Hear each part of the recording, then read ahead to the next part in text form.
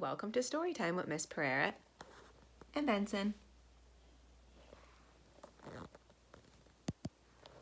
Today we're going to read the story Sheila Rae the Brave by Kevin Henkes.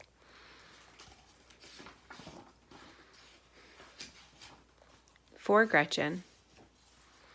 Sheila Rae wasn't afraid of anything.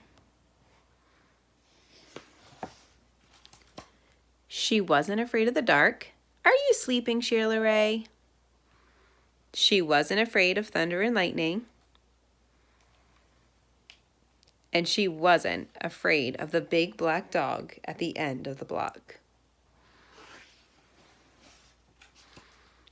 At dinner, Sheila Rae made believe that the cherries in her fruit cocktail were the eyes of dead bears, and she ate 5 of them. At school, Sheila Rae giggled when the principal walked by. And when her classmate Wendell stole her jump rope, during recess, Sheila Rae tied him up until the bell rang. "I am very brave," Sheila Rae said, patting herself on the back. Sheila Rae stepped on every crack in the sidewalk without fear. When her sister Louise said there was a monster in the closet, Sheila Rae attacked it. And she rode her bicycle no-handed, with her eyes closed. "Yeah, yeah," Sheila Rae, her friends yelled, clapping their hands. One day, Sheila Rae decided to walk home from school in a new way. Louise was afraid to. "You're too brave for me," Louise said. "You're always such a scaredy cat," Sheila Rae called. "Am not," whispered Louise. Sheila Rae started off skipping. "I am brave," she sang. "I am fearless." She stepped on every crack. She walked backwards with her eyes closed.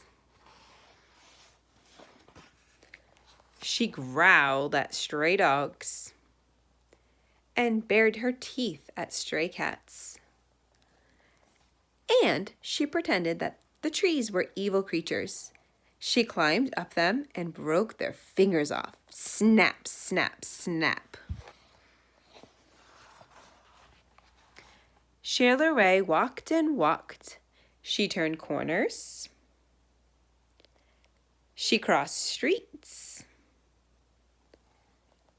It suddenly occurred to Sheila Rae that nothing looked familiar.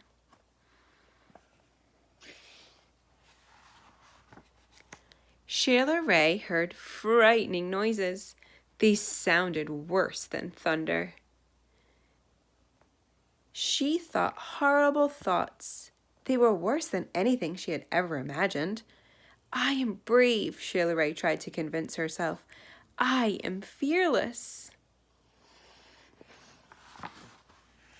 The sounds became more frightening. The thoughts became more horrible. Sheila Rae sat down on a rock and cried. "Help!" she sniffed.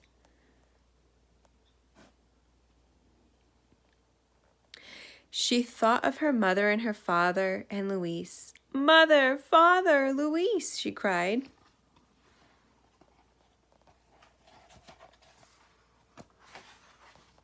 "Here I am," a voice said. "Louise!" Sheila Rae hugged her sister. "We're lost," Sheila Rae said. "No, we're not," said Louise. "I know the way home. Follow me." Louise stepped on every crack. She walked backwards with her eyes closed. She growled at stray dogs and bared her teeth at stray cats. And she pretended that the trees were evil creatures. She jumped up and broke their fingers off. Snap, snap, snap. Sheila Rae walked quietly behind her. They walked and walked. They crossed streets. They turned corners.